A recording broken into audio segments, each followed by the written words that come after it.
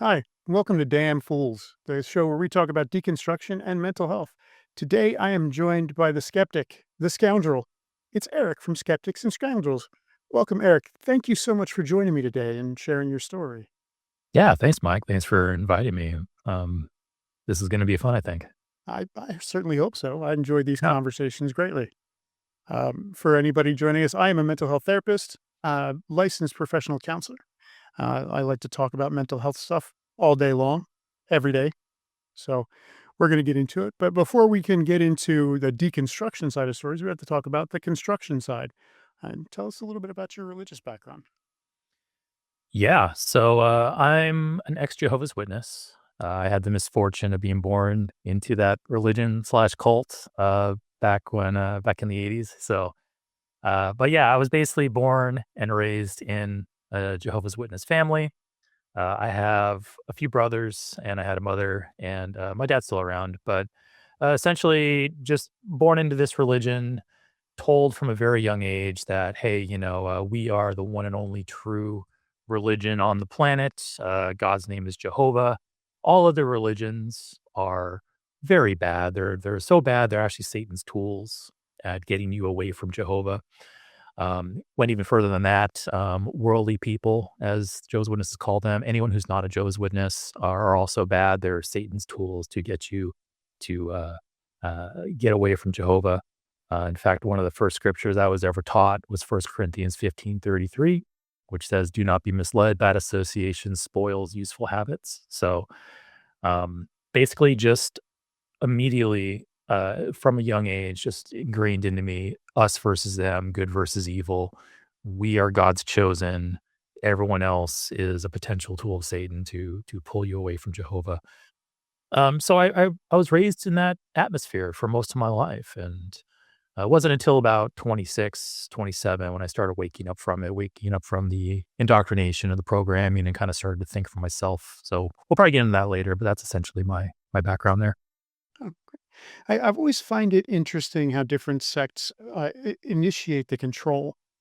Um, some of them try and use the carrot, and others like Mhm. really use the stick.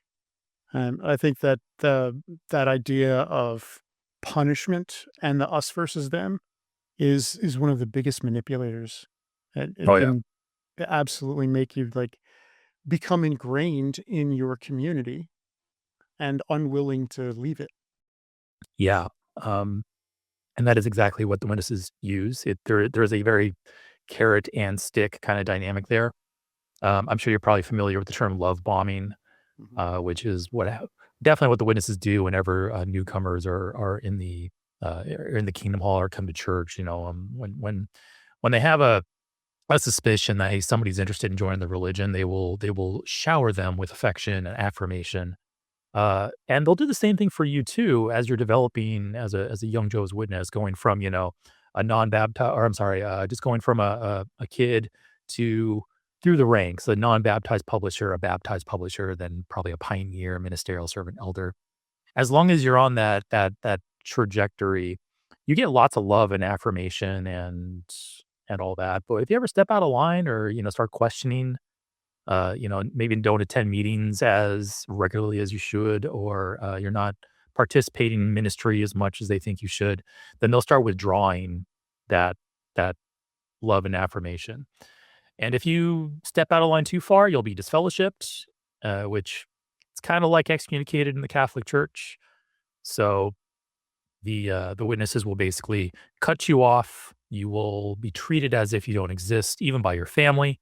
Let's say like I did something really egregious, like I don't know, I had premarital sex, and I get caught by the elders, and basically they find out about this, they could potentially disfellowship me. And what that means is that I can still come to meetings, I can still do things to like work my way back to being reinstated back into the congregation. But while disfellowshipped, none of my friends will speak to me. My family won't speak to me unless it's like strictly family critical business. Nothing like, nothing like, how are you doing today?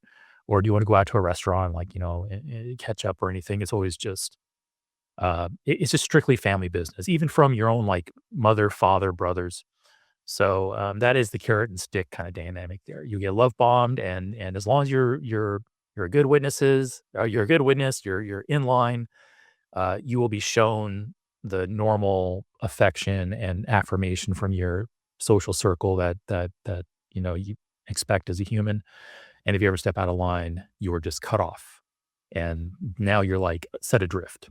And because it's especially bad with the witnesses because of that us versus them mentality growing up in that organization, you don't have any social support outside of the witnesses. So once you're cut off, you have nothing. You have no friends to rely on, you have no family to rely on. And from the witness point of view, this is a very loving arrangement from Jehovah because it really shows you how important the witness is, how important the organization is to you. But it really is just cult tactics, cutting you off from your support, and then withdrawing that support whenever you step out of line. Um, so yeah, that's kind of the dynamic they have there, and it's very cruel. And it's part of the abuse cycle too. Is part of abuse is isolating the victim away from any supports they might have, Yeah, and starting at a young age and indoctrinating with this idea that everyone who's not in the in group is out to try and get you for some reason. It breeds that paranoia in it that does. does keep people in line, and you're afraid to uh, reach out to people outside of the church Yep, for yep, anything. But then if they shun you, if you're out and done, you don't have the skills to build a new support system right away. yep. Which It, it's very similar to kind of the Amish practice of, I guess, they're shunning.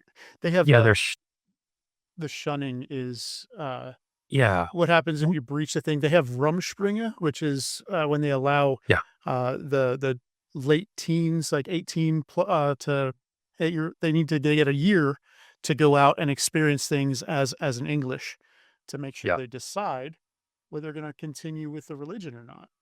yeah. There was a reality TV show maybe 10 years ago. What was it called? Breaking Amish or something like that. Right? Yeah, the one about the Amish mafia. Yeah, no, it wasn't like the Amish mafia. It was about exactly what you were describing there, where the late teens is just kind of dropped into New York City, having not ever interacted with the world like that before, never like being socially trained to interact with the world for the way it is. And it's just this young, ignorant kid dropped into New York, and they basically are shocked so much by the experience that they want to go back to the Amish community because that's what they know and that's what they understand.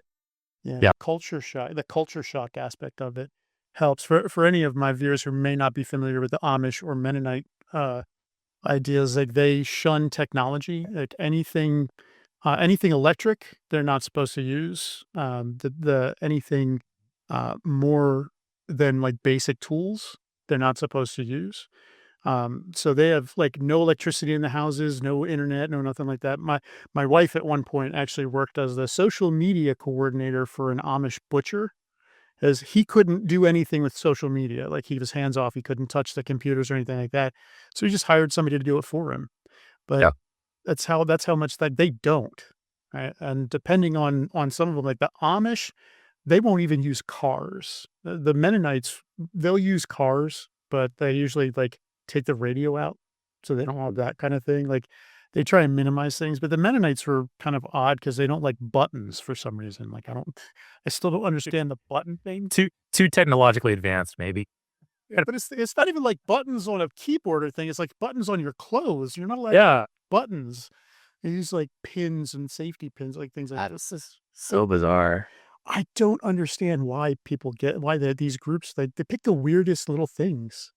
Yeah. Just Uh, just like, "This is bad." Why? ha Why are it's buttons bad? yeah, I think once a society forms around certain beliefs, then those beliefs kinda become, uh, kinda critical to the society. I don't know, like, once a society's formed around these beliefs, and then it's considered these beliefs are the core aspect of the society, then it becomes, like, very heavily guarded, no matter how absurd those beliefs might be. Um, and I think we kinda see that with, like, Amish society, with religions, religious cults like the Jehovah's Witnesses. And then we probably even, like, in more modern days, we, like, see that with, say, like the flat earth community. Mhm. Like, it started off as a joke, but then all it took was for a few people to take it seriously, start circling around that belief, and now it's this core belief that must be protected at all costs, even though, like, the evidence is just overwhelmingly against it, and it overwhelmingly shows that, yeah, flat Earth is false. Um, but the community is there. Once the community is there, it kind of insulates it from any of those things, and a threat upon the belief is a threat upon the community itself. And that's kind of what the witnesses do as well. Like anyone who attacks that core belief of, Jehovah is the one true God, and all the other yada yada yada, all the different nuances and points of that religion. Anyone who attacks that is attacking the community itself. The religion and the person are basically one and the same. An attack on one is an attack on the other. Um, and yeah, we probably see that numerous times over, the centuries and even in modern day where we have these really weird niche communities that are forming around things that are patently false, but once it happens, it happens. And everyone else just kind of scratches their heads and looks at it and go, why is this even happening? But it's, I don't know. Yeah. It's really weird human dynamics like that. Yeah. We start believing things as individuals, usually what we get from people in our communities. And when the community shares all the same belief, everybody's going to kind of react the same way with the cognitive dissonance for those beliefs. So they band together to protect them. Yeah. I think too, even if there's individuals in the community that realize, oh, actually, yeah, flat earth is absurd. I'm sure there's plenty of flat earthers who probably think flat earth is absurd. But mentioning that or stepping out of line will make them lose their position in that community or make them lose social status in that community. And that might be all they have. So they just toe the line and they'll just go along with it because it's what they have. Lots of witnesses do that. We call them PMOs. Uh, there's different like abbreviations for kind of like your status as a witness. And these abbreviations aren't just for witnesses only, it's for other groups as well. But PIMO, PIMO, is physically in, mentally out. So that describes a person who is physically in the organization, in the religion. Like they have to attend meetings, they have to be physically present and act the part, but mentally they're out. That's the MO part. So physically in, mentally out. And a lot of times you'll have individuals who are in that state and they force themselves to stay because they don't want to lose their family. Like imagine having been born and raised in the religion. You got married, you have 2 kids, they're all witnesses, and it is a core part of your family life and your social circle. And then one day you wake up. Well, now you're faced with a choice. What do you do? Do you speak up and speak out against it and risk losing all of that? Or do you just play the part, toe the line, just so you can hold on to those things that you cherish? Um, and so yeah, it is interesting that there are probably lots of people, like, in the flat earth community, in other sects and religions and cults that don't believe anymore. They realize that is bullshit, but they force themselves to play the part. What was the name of the one flat earther? There was a Jaron who did the final experiment. He actually went down, and then turned and said, Yep, Look, flat earth is BS." And as soon as he did, the entire flat earth community yep, rallied around against him. You yep, were never a real flat earther. It's all, true Scotsman at that point. yep, Uh, but they're like, "You were never really a flat earther. You're wrong," like that. And they just doubled down on their own beliefs. And part of that is the echo chamber effect. And yep. cults like the Jehovah's Witnesses use that. They get you, afraid to look at anywhere outside that organization, and then they just become an echo chamber inside it, and Mhm. it reinforces everything. Yeah, precisely. And yeah, I did follow the final experiment stuff, which was really fascinating. I think it was a great thing to do. But yeah, there was 2 examples of 2 flat earthers that went. One accepted the evidence that was put in front of them and changed their views on it, which is the appropriate thing to do when faced with, undefeatable evidence against your position. Um, and then I think, I'm not sure what, the other one was named, Witsit Gets It or something like that. And I think he got put into a weird position of rationalizing it just so he could probably maintain. I didn't follow it too closely, but Yeah, you're faced with a choice at that point, and if you make the right choice, unfortunately, it brings down some pretty negative consequences because, like you described, your community will turn against you. Witnesses will absolutely turn against you if you ever, if I were to, like let's say I was an active witness, and then one day I woke up and I started saying, "Hey, you know what? Our leadership, the governing body, they made some pretty poor choices over the years, or oh, actually, no, they're factually wrong about this particular thing, or this was a bad decision." Or, "Oh, hey, I don't think the Bible's true anymore." Yeah, you'll go from being a beloved elder and pillar of the congregation one evening, and then the next night you're a social pariah, and you were never, as you said, the no true Scotsman kinda kicks in, like, "Oh, you are never really a real follower of Jehovah," or Satan got his hooks into you, and, all kinds of rationalizations for the group to justify casting out this once trusted member of their society, and find a way to invalidate anything that they say afterwards because what they're saying is a threat to the social identity and the social cohesion and the belief of the group. Um, yeah, it's really fascinating stuff the way that works. Yeah. The belief is just a fascinating thing to look into. I love following John Cohen, Unconvinced. His I can't wait to read that book. It's so good. But I do agree. Belief is not a choice. Like coming to believe something happens because we become convinced of it. And kind of some of my conceptualization of it is we start out when we're born, we have no beliefs at all. And Yep. when our brain develops to the point where we can start holding beliefs at right around 3 years old, because belief is part of memory. We don't have beliefs if we don't remember what they are. So when we start developing that long-term memory right around 3 years old, we start accepting ideas and accepting beliefs, and Yeah. they don't get rejected because there's nothing to reject them. We just Yeah. keep getting them, Yeah. and it's Kids that young don't have critical thinking, so they're gonna accept it's like an evolutionary advantage to simply accept what your parents are saying, because generally what your parents are saying is for your benefit. we have to trust Um, them. We you have have to, to. yeah. Yeah. We have no choice, but biologically, we have to trust them because we can't survive without them. Yeah. Not everybody can be raised by wolves like Tarzan, but, we need to have those people because when we're born, we're just completely and totally vulnerable to everything. But even by the time we're 3, we still rely on things, but we rely on them for learning how the world works, and we just start accepting those beliefs. You can get a 4-year-old to believe anything, Oh, yeah. like, literally. But as we collect more ideas, we then get priors, and when a new idea comes that conflicts with an old idea, either the old idea is gonna get replaced or the new idea is gonna be rejected based on, like, how strong we have with this belief. Yeah. The other thing our brains do is categorize things, right? Like, we compartmentalize things, so we start building ideas that work together, into scaffolds of a schema. We use the word in psychology all the time, schema, which is just a collection of ideas or beliefs surrounding a specific subject. The way I've been viewing it recently is that as we get more ideas into that schema, it builds a scaffold. And the stronger that scaffold is, the more that whole schema is going to resist any challenge to any idea related to it. Mhm. If we're open to examining those beliefs and questioning them, we can please literally deconstruct that scaffold down and rebuild it. And sometimes we're going to rebuild with things that we believe that are true. Sometimes it's going to be the same beliefs because they were true all along. Uh, but when you're in that echo chamber and you can't ask questions, there's no way you can start pulling down those beliefs. Yeah.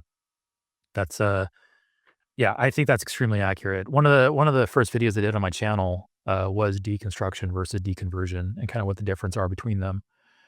And it can be very difficult to deconstruct as a witness. I found it especially difficult because along with, not having friends or really close association outside of the religion, so you don't really have any external perspectives or differing perspectives on certain core issues like, the existence of God, the validity of the Bible, whether the Bible should be followed or not, the morality of the Bible, so on and so forth.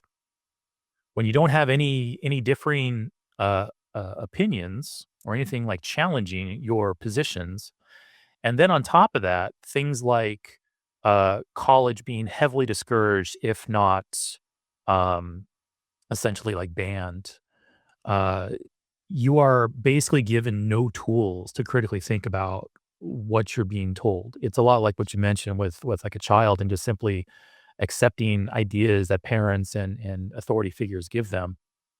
The way the witnesses have structured their religion and the way that you grow up and develop as a witness, you are constantly in that state of not having the tools to critically think or analyze what you're being told that you are basically a sheep, you're basically a child.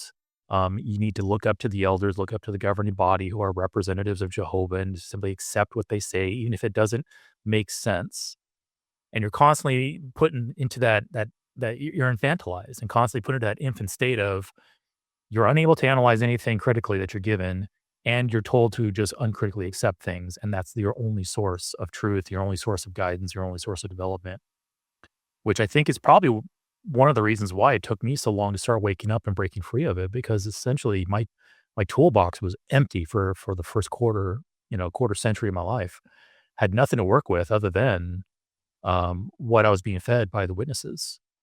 And the reason I got out, or the reason I woke up, was because it was mostly just intuition and emotion that was just telling me something's wrong here. Like I need to get away from this and think for myself for a bit. And that's kind of what started me on my journey. But until that happened, until the emotion overcame the indoctrination, I was stuck and I had no way out. So what happened around 26 that got you asking questions? Yeah. Uh, Personal drama stuff, which I'm not going to go into too many details, but in general, my entire life, I'm told, hey, if you do, if you do what you're supposed to be doing, go out into ministry and put Jehovah first and all these things, he'll take care of you. And so in my mid to late 20 or my mid 20s, there was some personal drama that went on. Turns out some people that I trusted weren't exactly trustworthy. I saw a lot of hypocrisy and kind of two-facedness in certain people, people that I trusted, like elders and higher ups in the congregation. Stuff identified as out of alignment with what I was taught my entire life about how witnesses should behave and conduct themselves. And it generated a lot of discomfort in me. At the time, I didn't realize what it was, but now I know it was cognitive dissonance, because I was told one thing, but the evidence was screaming something else to me. And so that put me into a state of discomfort, put me into a state of insecurity, which eventually turned into discontentment and anger. I became very angry towards people in the congregation, and I also became very angry towards Jehovah, God. And that put me into a position of, okay, uh, uh, analyzing and starting to examine what I was taught. Because like I said, it's just my toolbox was empty. I didn't know what logic was. I didn't know what philosophy was. I didn't know what like a syllogism was, or even like just a logical fallacy. I had no idea of any of those concepts. Never heard any of those even terms before. Um, so I got into this emotional state where uh, I had to get away. So that's what I did. I moved away from the congregation. I moved out of the state completely. Kind of, I don't want to say isolated myself, but I moved to a town where I didn't know anybody. And with those emotions, I started saying, okay, I need to start examining kind of what I've been told my entire life. And eventually hit a point where I was like, hey, you know what? Why do I believe in this religion? And so I looked at that and I started realizing that I didn't have good reasons to believe. At that point, I started looking at more things online. Like YouTube this was like 2008, 2009. So YouTube was still fairly fresh. I came across this channel called the Atheist Experience, and that's where I first saw like Matt and the old school Atheist Experience crew. Started listening to those videos. Started appreciating the very logical, structured um, questions that they asked and how they analyzed religion. So that started kind of waking me up to that. Hey, my religion was probably false. So at that point, I stopped believing in the Jehovah's Witness religion, but I still believed in God. I eventually called myself an agnostic, and as I learned more and more, then I kind of realized I was like, I don't really have any reason to believe in a God. So I started calling myself an atheist, and then I learned more, and I realized, oh, agnosticism and atheism are not mutually exclusive. You can be both. So now I'm, Mhm. now I'm both. But yeah, essentially in a nutshell, personal drama led to emotional conflict. Emotional conflict drove me to get away from the constant social reinforcement of being in the congregation, being around family that was, constantly reaffirming the religion and discouraging any questioning. And then once I was isolated, uh, started thinking, developed critical thinking skills, did a lot more research, study and reading and listening and watching things that were not sourced from the witnesses, things that were sourced from multiple places, not just the atheist experience, but just, like certain websites and other YouTube channels. And I did some reading. I think I bought Richard Dawkins' uh, uh, The God Delusion at that point. I started reading that. Carl Sagan's Cosmos and Carl Sagan's The Demon Haunted World. Read those. I love Sagan. Yeah, he's awesome. He's Um, so good. and then yeah, and then at that point, just once that critical thinking started developing in me, then my brain kind of took over and started doing the rest. And I'm still deconstructing to this day. I still look back I'm constantly looking at things that I once held to be true or moral positions that I once held to be, morally virtuous. And I'm constantly having to analyze it and going, okay, is this a leftover from my upbringing as a witness, or is this something I genuinely believe now? Do I have a good reason to? Yada yada. But it's still an ongoing process, and I've been out for 15 years now, and I don't think I'll ever stop. No, it's not gonna stop because it's always about questioning your ideas. At a certain point, I'm not sure I would continue calling it deconstruction so much as maintenance, like maintaining yourself on his ideas. And Yeah. uh, I think it's interesting that like the deconstruction part kind of didn't start until you moved, right? The stuff before that, the drama that made you want to move, during all that, you still believed.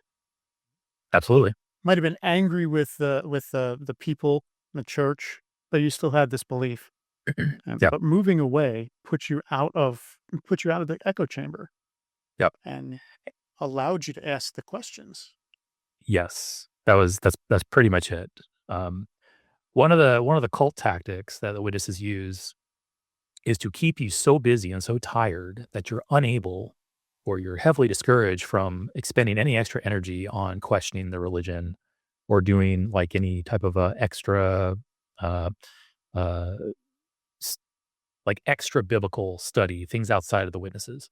So, and we see that happen a lot with like kind of more traditional, like straightforward cults, like places that make you live on a commune and uh, make you work physically constantly for the group because you're so tired and so spent that you're unable to spend those extra brain cycles to analyze the religion or do anything about that. So yeah, once I got away from it and I wasn't constantly being told to study the Bible every day, prepare for this talk, prepare for this responsibility, go out into ministry, go to this Bible study. Once you get that time and energy back, then yeah, it's a huge boon when it comes to waking yourself up. Um, because you have that energy and you have that ability to start analyzing things rather than constantly being so tired that you just don't want to do anything else. Um, so yeah, yeah, the deconstruction definitely started after I isolated myself and got away, and it it, it was actually kind of scary how fast the deconstruction, or at least my deconversion, proceeded. It was about 3 to 6 months between I'm a witness, Jehovah's Witness, to calling myself an atheist. Only about 6 months, maybe about 3 months in, I was in that dropping the witnesses, dropping God, getting into the agnostic phase, and then finally getting all the way to yeah, I definitely don't believe in a God anymore. Yeah, So it's scary, scary fast. Yeah. that is pretty fast. Yeah. Yeah.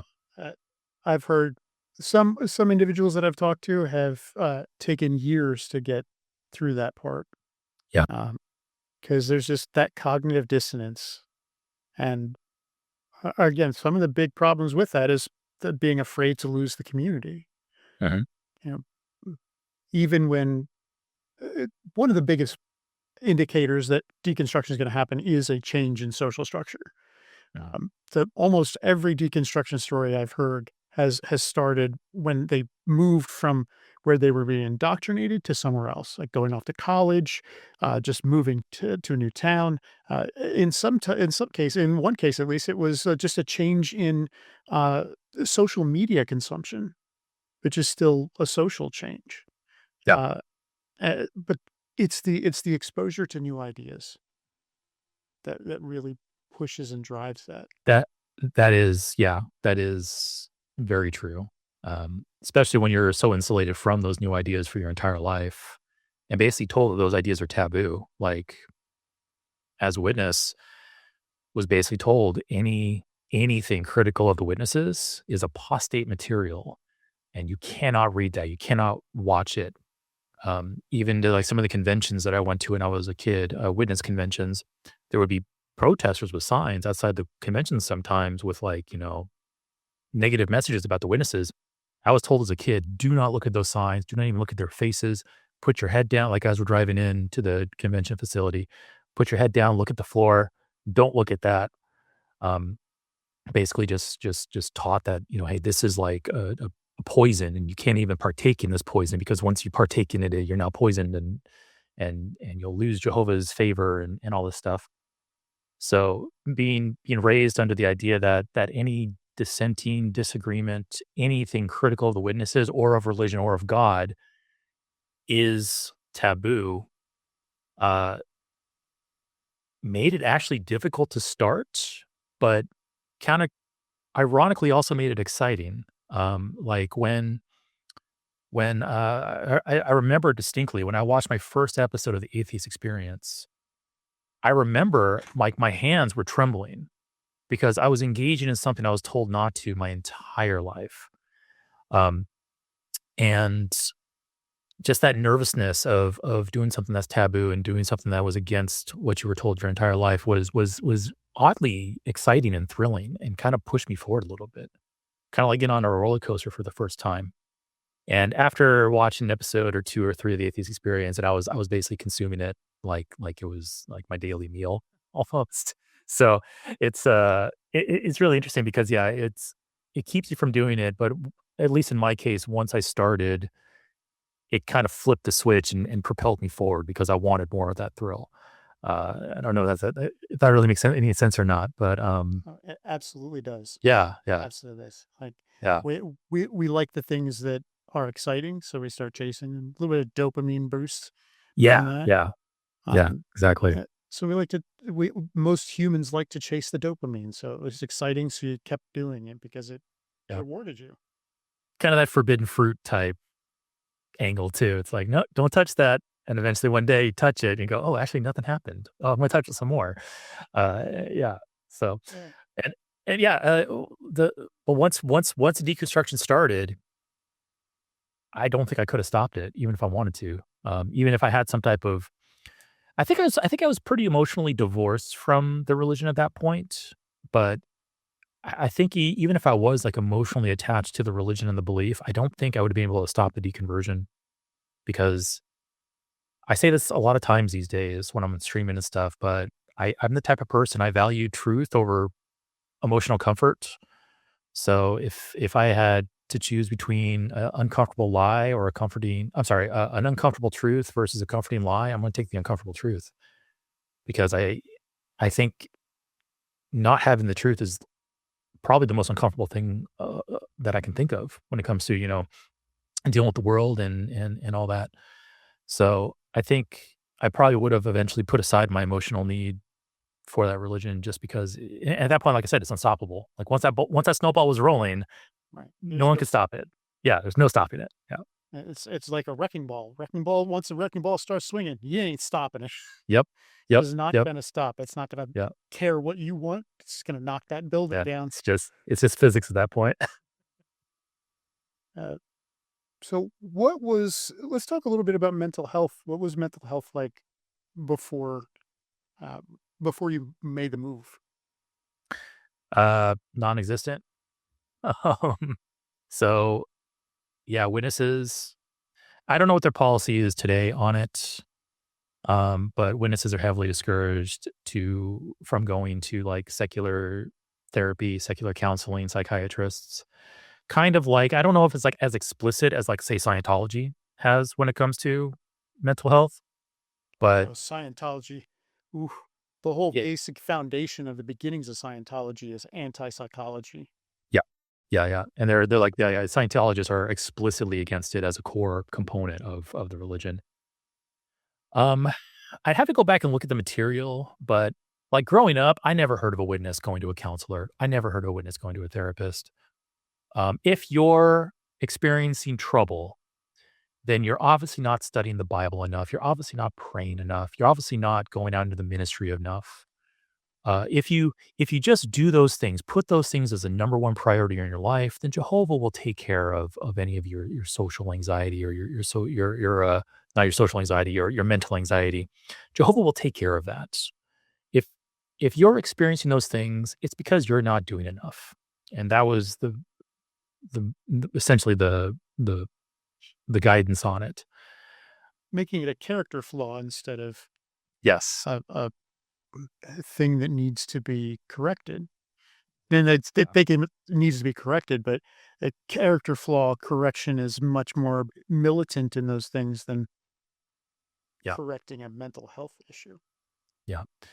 And, if it's bad, you need to talk to somebody, you don't go to a counselor, you go to an elder in the congregation, which the elders in the congregation, like I said, there's none of them are college educated, or very, very, very few of them are, and they were probably educated before they converted to the witnesses. So, a lot of the elders in the congregation are just as ignorant on matters of mental health and such as anybody else would be that didn't go to university or college or didn't do any reading on that. Um, a lot of elders are just straight up clowns when it comes to this kind of stuff. They've been told their entire lives that or not their entire lives, but they're told that, "Hey, you're in a leadership position in the congregation. Jehovah is blessing you, and the Holy Spirit will tell you what you need to tell the people." You're basically told, "Don't go see professional help. Go talk to the elders, pray more." And I think we know exactly kind of where that leads you, kind of nowhere. So, but yeah, that was essentially what mental health was. It was non-existent. Basically, don't go talk to the people who are causing all the mental health issues to have them Yep. reinforced, and then just do nothing about it. Essentially, yes. Yeah. Wait on Jehovah. Pray. Just keep putting the kingdom first and wait on Jehovah. He'll take care of all of it. So don't worry your pretty little head. Just keep going out in ministry. Keep everything. Just don't stop because that is really ultimately the main like number one objective of the witnesses is to keep propagating the religion. And everything else is secondary.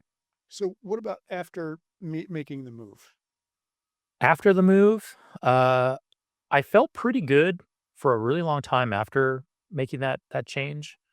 I didn't start really experiencing the need for any type of like counseling or therapy until after I whole nother story, but I eventually had to move back to my hometown because my mother had an accident and I moved back to home to help out my dad with taking care of her and such. And thankfully, my dad wasn't like huge on like pressuring me back into the witnesses or anything like that. But the nature of my mother's injury and she was essentially brain damaged and she basically turned into a really difficult person to deal with. Anyway, uh it was mostly the need for just general counseling, basically because of the new stresses that were introduced into my life by moving back home with the condition of my mom and all that kind of stuff. So I eventually found a counselor that I went to for about a year, um, and basically just I don't know, kind of like eased into it. And for the most part, I don't feel like I need too much therapy or counseling, even though I know it's a very healthy thing to do, kind of like a yearly checkup at a doctor. Even though you're feeling fine, you should still go and get your and get checkups. Um, but for the most part, yeah, I haven't engaged in it too much. I'm actually actively looking for a therapist right now for just that, just for my just for maintenance and mental health maintenance, essentially. Um, Unfortunately, can't be me. I'm not licensed in any of the states on the West Coast of the US. yeah.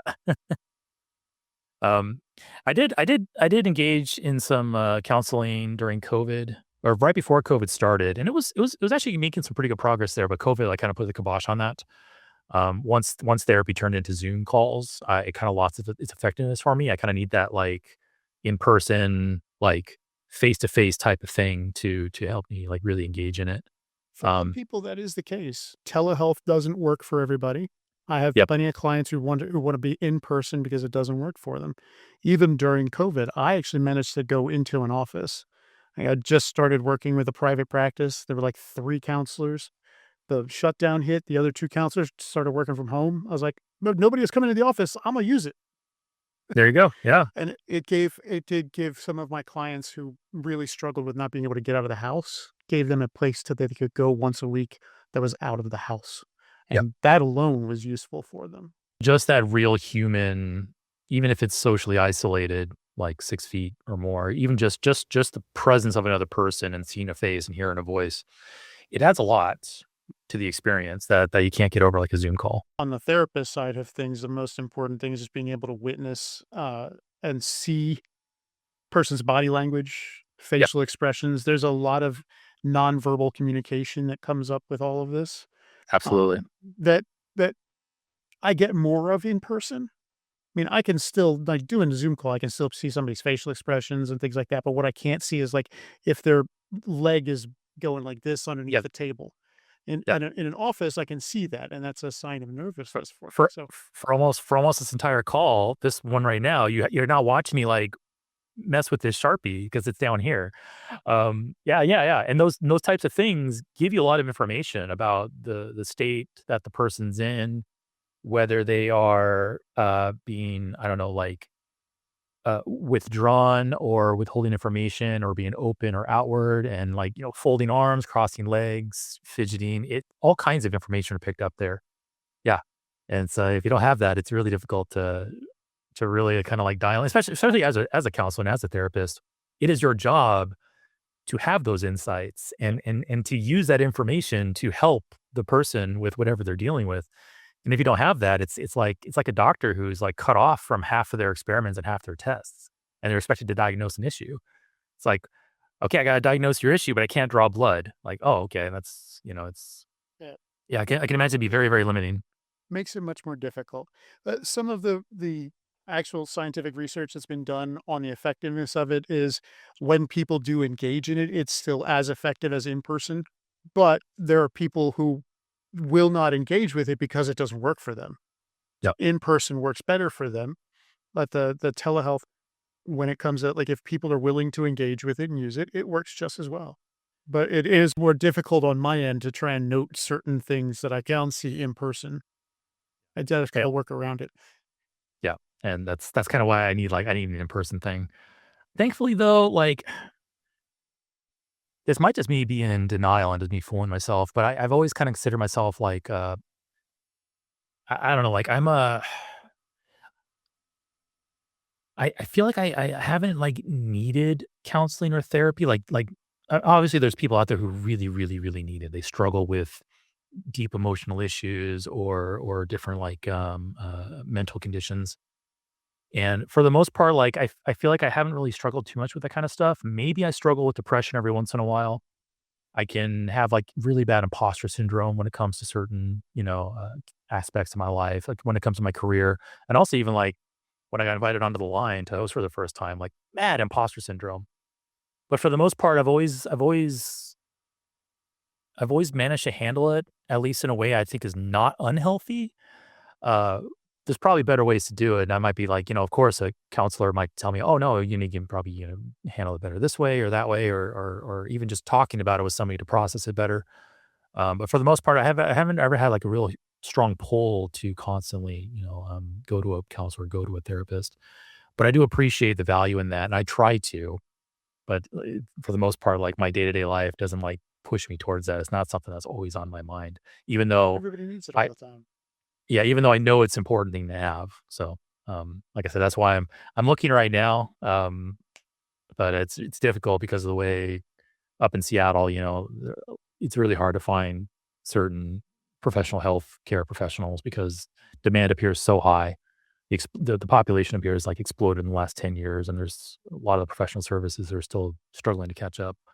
Um, but yeah, for the most part, I haven't like felt a strong need for it, even though I do appreciate the value. of it. And so, yeah, I'm trying to get that back going again. Nobody needs therapy all the time. We go through times when we might need it and times when we don't. Yeah. Just like medical care. And sometimes we absolutely need to go to see a doctor, regularly for an issue. Other times we don't. And counseling is exactly the same because mental health is health. Mhm. As long as you're maintaining good, healthy habits, your mental health is going to stay positive, Yeah. and that's a good thing. And occasionally getting a checkup, finding a therapist to be able to talk to when things start to feel like that, like you need one, it's always a good decision. Yeah. You know, for- I have I have been probably wanting to talk to a therapist just to kind of figure out like because I also have issues sometimes with focus and sometimes with like especially when it comes to noise. I get like irrationally angry at certain noises. Like my wife used to do this a lot and she doesn't do it anymore because she knows it triggers me, but she would sometimes have the TV going. She'll have music on her computer going and then she'll be on the couch and she's watching a YouTube video. And when I walk in the room and I hear TV, music, YouTube video, and it's just like it just overloads me. And I'm like, it's really weird. I get like irrationally angry at it. it's an auditory Uh, processing issue. yeah, And there's a YouTube or I'm sorry, there's a Wikipedia article on it. I forgot the exact name of it, but it's actually a real condition where if your senses are overloaded in a certain way, it can actually trigger anger in you and it can actually trigger like those negative emotions. well, especially And with noise, especially with sounds, because yeah, sounds are one of ways we detect hidden predators. If there's too many sounds going on that conflict with each other, we can't make sense of things.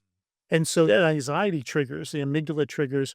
And because we can't run away because we don't know where it is, it goes to yeah. anger instead of fear. Oh, that's interesting. Yeah, that's a pretty neat explanation. Yeah, and that happens to me, and I'll go It to happens work, and to it's me too. It happens yeah, to me too. when I go to work, I have to have like I work at uh, I'm a software developer, and I work in a huge room with tons of other people, and I have to have my noise canceling headphones. If I don't have them, I have a hard time focusing. I'm generally in a foul mood if I can't like block that out in order to like focus on my work. And so, yeah, like there's a lot of audio triggers that like kind of get me, excuse me. Sometimes difficulty focusing. I have really like long wave ups and downs. Like I don't think it's bipolarism because bipolarism is a very like short wave. Like you can go from being very happy to being very upset back and forth, multiple times in a Actually, day. that's actually not true. Really? That's not bipolar disorder. Bipolar disorder is Oh, classified by a minimum 1 month period of depression in a year and one manic episode in a year. They usually interesting. come together. What you're describing is more usually what I see with that kind of thing is more of anxiety reaction. People get yeah, it's between anger and happiness. Like I might be Huh. fine and okay right now, and then something happens, and boom, I'm angry. And I cut down from that pretty quickly. A lot of that is anxiety reaction based. Manic episodes usually last somewhere between 5 and 7 days, and they're Okay. extreme elevated. It's like the exact opposite of depression. Depression is extreme low. The manic mania is extreme Yeah, yeah. high. Okay. And no goal oriented behaviors with depression. All goal oriented behaviors with mania, but no follow through. Huh. Okay. You that kind of half describes what I go through and half doesn't. Yeah, I'm not sure because like with me, I can have very long wavelengths ups and downs. I will have several days of just feeling down and depressed, and then I'll have several days of high productivity and feeling pretty good about myself, and kind of like oscillating between those two over months. And it's just something I've always like really coped with. But that's one of the things I probably want to talk to my future therapist about is basically like these are the patterns that I've observed in my life and I, for the most part, have coped with it and I just deal with it because when I'm in my low, I'm able to tell myself, this is just a temporary thing. I will just feel better about this soon. And within a few days, it usually happens. But I also have to tell myself when I'm like really super high and productive that, okay, this is a temporary thing. I need to take advantage of this before I kind of dip back down again. And it's not like constantly just those two extremes. I'll have a lot of like middle ground of just, okay, I just feel normal, I just feel balanced. Now, I'm Um, not doing any diagnostics right now because yeah, yeah. it's not ethical for me to do so, but it does sound like when you do find a therapist, it'd be, worth exploring ADHD. If Yeah, ADHD diagnosis is accurate. yeah, and that's I have watched a few videos on that recently. I watched some videos on ADHD, different forms of autism, and there are, like, if anything, I listen to it, I'm like, "Oh, that kinda sounds like me. Oh, wait, that thing doesn't sound like me." So I don't really know what to think when it comes to, like, obviously, I can't self-diagnose. So, but it has gotten into my brain that I should probably go talk to a professional about this, give them my symptoms, what I experience, and maybe get an idea of kinda what I would be classified as. And if there's any type of, like, any type of, like, meditation or therapy or even, like, medication that can maybe help me get to a nice, because at this point, I'll just, if I could just be in the middle constantly like that, I'll be happy with that. I just I I'm tired of the depression parts of it, and I'm tired of the I like the highs. If I could just be at the high, constantly, I probably would just take that. But my middle ground would be fine too because I want consistency more than Yeah, anything. So, yeah. yeah. Yeah, I'll look into that. I'll have to when I find a therapist, I'm gonna probably do that. W One of the things I do tell clients when we're exploring whether ADHD is a thing is I tell them to go online and look at videos and read blogs by people living with ADHD, describing their experiences. Yeah. Is, I can go through the DSM, and every single symptom, and, like, I have ways of asking questions because I live with it myself. I was diagnosed when I was 15. Uh, I can go through all the symptoms, but it might not come across that way in a session. So I tell people, go Yeah. watch these videos. If you resonate with it, if you're more often you're saying like, wow, that's my life, like that's a good indicator. But it always should be with a professional explored, you know, and there are psychologists who can do formal assessments, but most counselors have a right to diagnose and are familiar enough with ADHD and other Nice. disorders to. Nice. Well, I will definitely put that on my checklist of things to do here in the near future. One of my favorites is a guy named Connor DeWolf, DEWOLFE. He does a lot of skits on ADHD, living with it and different aspects of it. I have really enjoyed having this conversation. It's been wonderful. Thank you so much again for joining me. For anybody who made it this far in the video, please like and subscribe. Uh, I'll see you in the next one. And remember, the word beard has an archaic verb form that means to challenge with boldness and confidence, and often effrontery. So, as I say, beard well, my friends, and beard with empathy.